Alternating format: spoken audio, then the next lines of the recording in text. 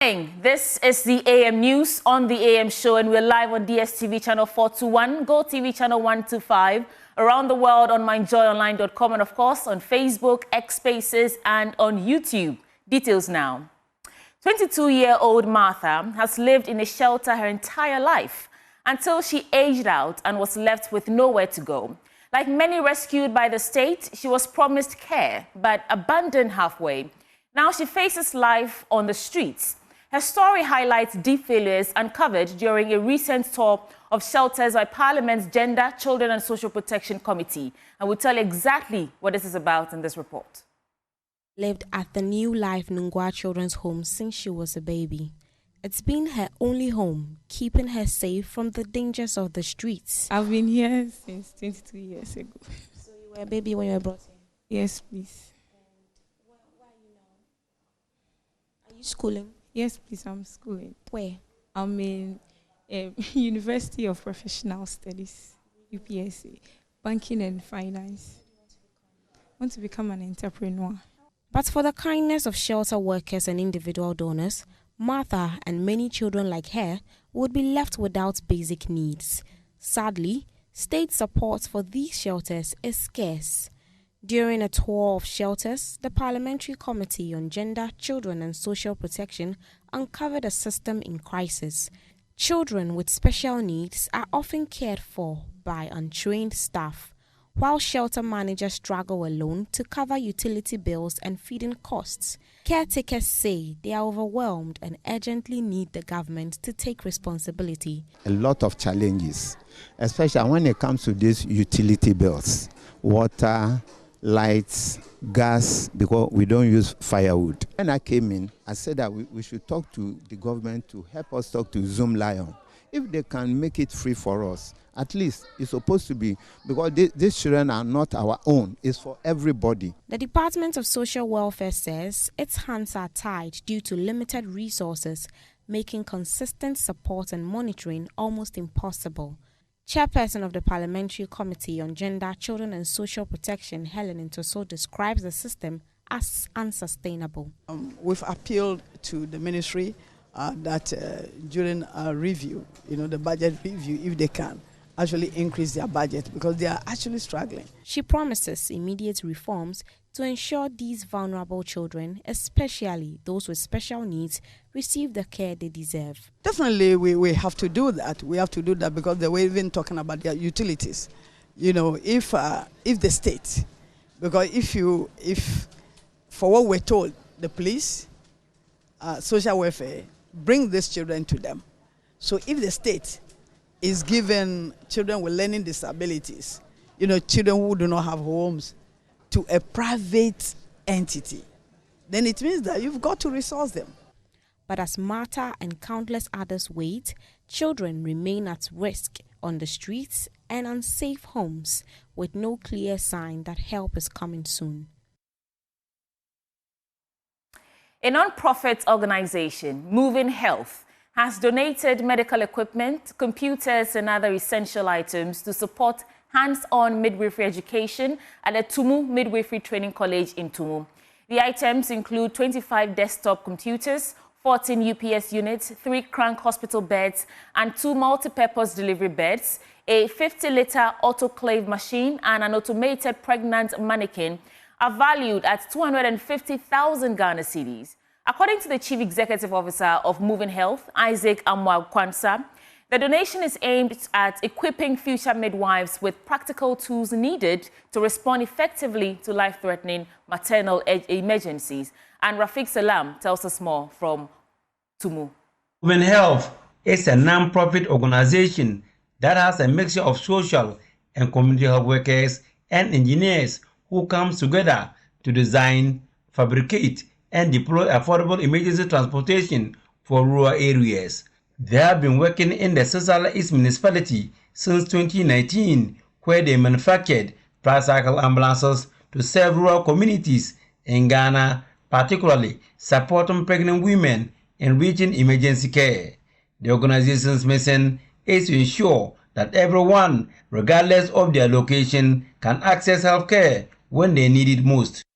Chief Executive Officer of Moving Health, Isaac Amwa-Kwansa, speaking at a ceremony to donate medical equipment, computers, and training for students of Tuma Midwifery Training College and midwives, noted the significant successes chalked by its outfit with the donation of the tricycle ambulance. We've been able to make strides in helping reduce the maternal mortality rate in the municipal assembly through our ambulances deployed to the various check compounds.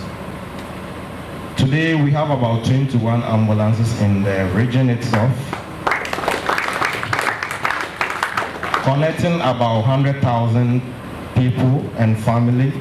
Azikama Council then zeroed in on the donation of the medical equipment and computers valued at 250,000 Ghana cedis.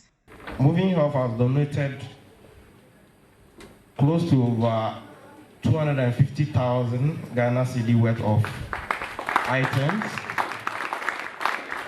which includes the 25 computers to set up the new computer lab, and also a lot of medical training equipment to refurbish the new lab. Principal of the Tuma Midwifery Training College, Mary Saratu Adama, was grateful for the donation. She spoke of the benefits the students will derive from the usage of the items. Enable the students practice on hand with the mannequins as to how to deliver and how to attend to patients. And so the donation will go a long way to benefit us. Also excited were the students. It's not sufficient, and for that reason, students they can't practice as expected.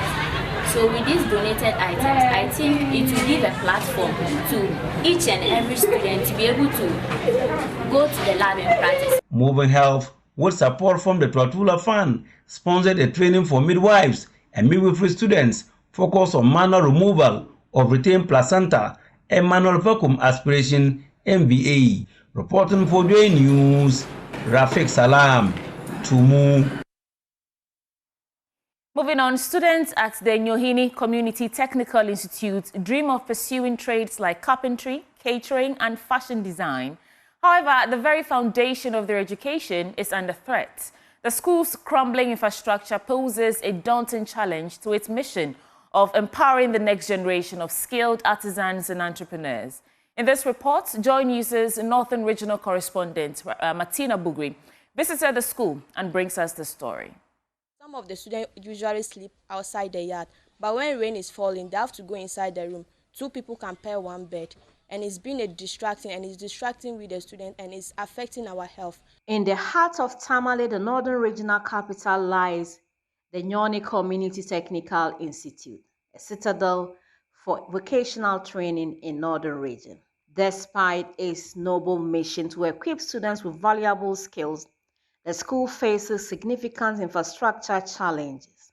Dilapidated walls, leaky roofs, and congested classrooms hindering the learning environment. Constructed in 1965, the school has not seen any major facelift. Jabondo Ranyamka, the girls' prefect, lists some of the challenges they face. We have crowded dormitories that in such a way that students are more than 36 in a room.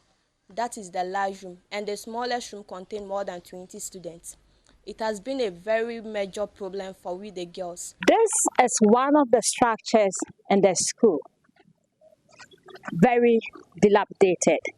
Currently, it has been grounded, which means about 100 students who were housed here have to relocate to other classes so that they can learn. In an already dire situation of congestion, the roof of the classrooms have been ripped up, making it difficult for learning to take place. Principal Margaret Adiboka of the Institute highlights some of the pressing challenges facing the school.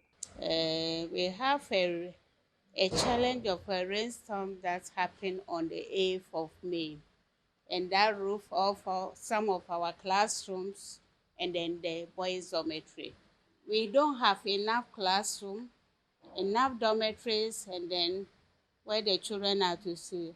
The boys' hostel, originally designed to accommodate 150 boys, is currently overcrowded with 260 boys, according to boys prefect Adam Seidu. They combine the class and the dormitory. Even when it is raining, we can't find place to sleep unless we gather with a place and find when the rain stops so that we now come and make sure we clean the place and we lie down outside the compound and sleep. This is one of the crowded rooms in the school. It houses about 36 students. This makes it very uncomfortable, especially during the warm season where the place is very hot. The principal and students are now urgently appealing for assistance to address these issues. We are appealing to the government, stakeholders, and then individuals to come to our aid and help support the school. Students get In Kumasi, many commuters are not celebrating the upcoming 15% reduction in transport fares. Instead, they're bracing for more out-of-pocket costs. Even before the fare cut takes effect, passengers say they are being dropped off mid-road and forced to pay extra to reach their destination. The practice, known locally as short, is leaving daily travelers frustrated and financially stretched. Irabna Kwei reports from Kumasi. Transport fares are expected to go down by at least 15% next week. But for many commuters, relief still feels far off. That is because of a growing trend called short, where commercial drivers drop passengers off halfway and demand extra fares to continue the journey. If I was the government, I would make sure that, yes, the rules, the price have been changed, people will follow it. If you don't, and issue a task force. Let them make sure that they comply with the law. Otherwise, Ghana will never move forward. In the evenings, Ejiso is 5 cedis, but they charge 10 cedis. From here to town is 5 cedis 50 pesos, but you spend about 20 cedis coming back, and it's not good. They should decrease it. They do that when they see a lot of passengers. As there's no one here, they'll go to Kejetia Edum Street. Drivers say they are not trying to cheat the system. They blame high demand, fuel and spare parts cost. For them, breaking journeys into smaller sections is the only way to stay afloat. We will continue to do short. The fare was increased and has now been decreased. They should maintain the fare. If they insist on decreasing fares, short is now about to become rampant. We buy 1 gallon of fuel for 60 cedis. Loading for a straight journey will amount to 62 cedis. When we don't do short, we'll use the money for fuel. The question remains, are passengers going to feel the difference? Or are practices like short still going to bite into their already far-stretched budgets? Reporting for Joy News, Erabna Akwe, Kumasi.